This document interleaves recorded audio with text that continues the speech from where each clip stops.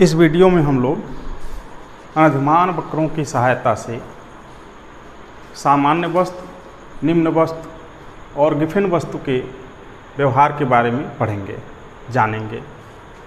जैसा कि पूर्व वीडियो में आप लोगों को अनधिमान वक्र विश्लेषण की सहायता से बताया गया था कि सामान्य वस्तुओं के संदर्भ में जो मूल्य प्रभाव होता है वो प्रतिस्थापन प्रभाव और आय प्रभाव का योग होता है।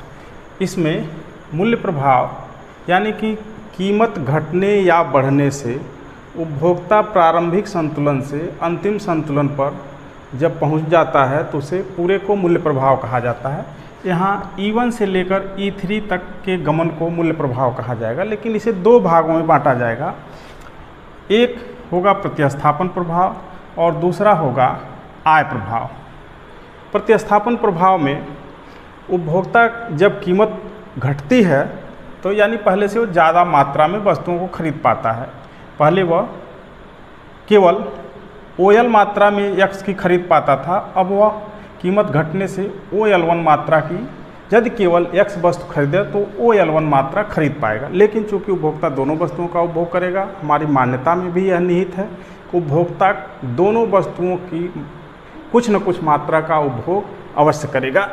इसलिए अनधिमान वक्र मूल बिंदु को टच नहीं, या मूल बिंदु सॉरी ये किसी भी अक्ष को टच नहीं करेगा, न तो X अक्ष को और ना ही Y अक्ष को। तो इस मान्यता के साथ वह कुछ न कुछ मात्रा दोनों वस्तुओं का उपभोग करेगा। यहाँ यह केवल बताया जा रहा था यदि केवल X वस्तु का ही वो क्रय करे अपने बजट को व्यय करके तो कीमत घटने के बाद वह OL1 मात्रा क्रय कर सकता है। अब कीमत घट गई है तो उसका प्रभाव उसके प्रतिस्थापन पर जरूर पड़ेगा। अब कीमत घटने से एक आय प्रभाव होती है, उसे वास्तविक आय अपनी बढ़ी हुई प्रतीत होगी।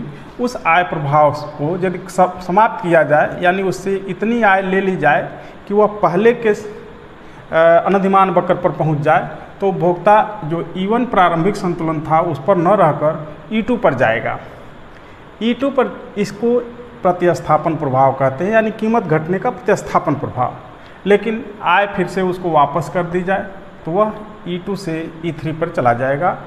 अर्थात यहाँ कीमत घटने पर X वस्तु की मांग बढ़ेगी और सामान्य वस्तु मांग के नियम का पालन करती है।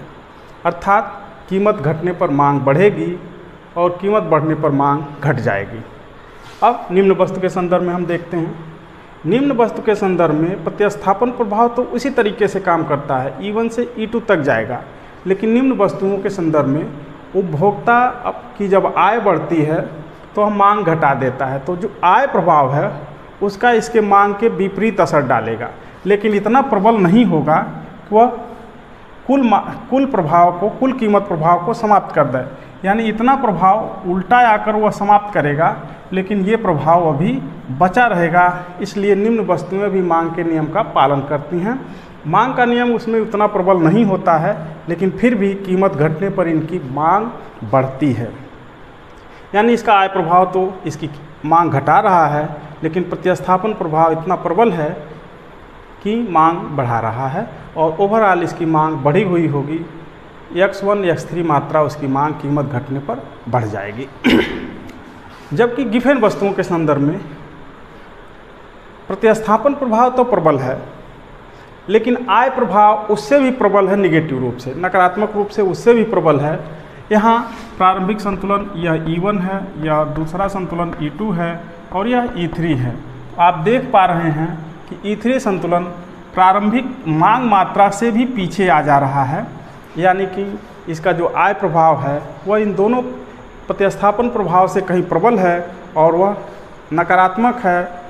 मांग को पहले से भी घटा दे रहा है, यानी कीमत घटी तो इसकी मांग भी घट गई।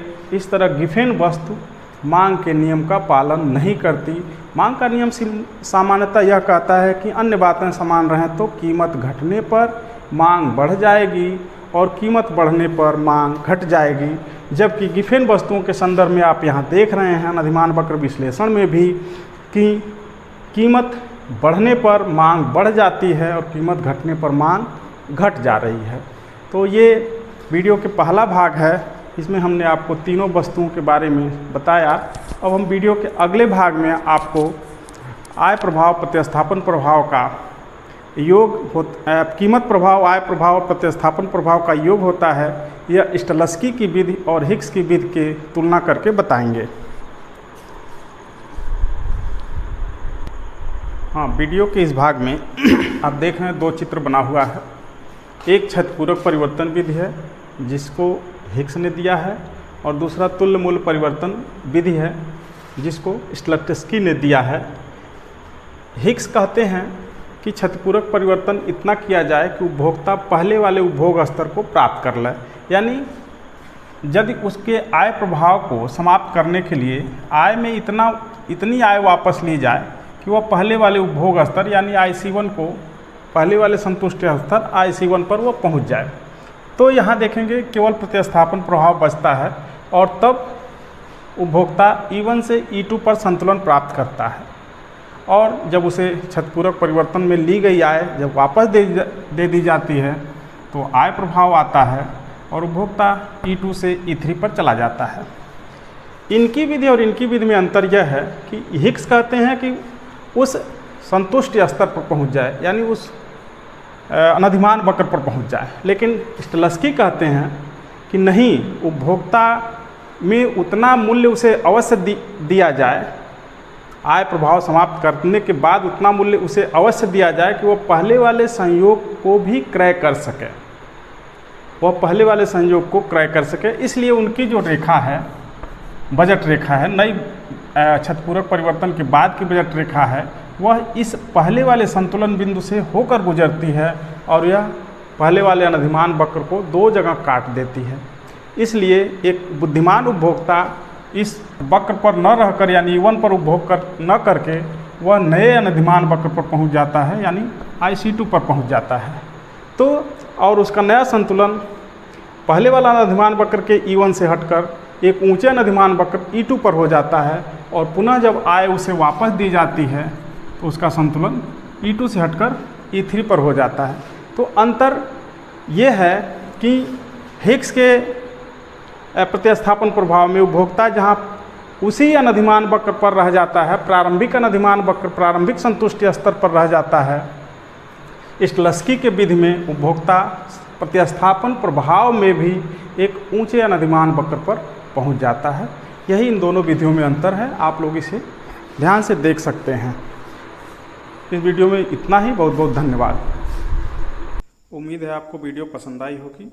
अपने अनुभव कमेंट के माध्यम से साझा करें, यदि कोई कमी हो तो उसे भी इंगित करें, और चैनल को लाइक और सब्सक्राइब करें। धन्यवाद।